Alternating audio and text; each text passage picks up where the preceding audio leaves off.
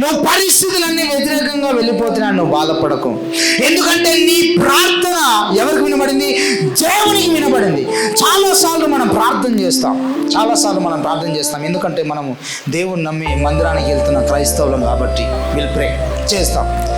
మనకు ఒక ప్రశ్న ఉంటుంది, దేవుడు నా ప్రార్థన వింటున్నాడా? అయితే నా ప్రార్థన వింటే నా ప్రార్థనకి ఎందుకు జవాబు వస్తలేదు?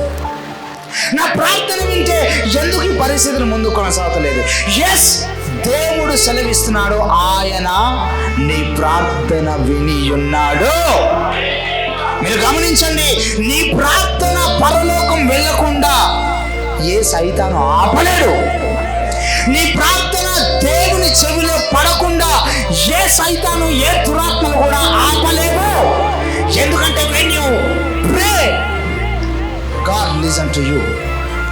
నువ్వు ప్రార్థన చేస్తున్నప్పుడు నువ్వు కూడా అంత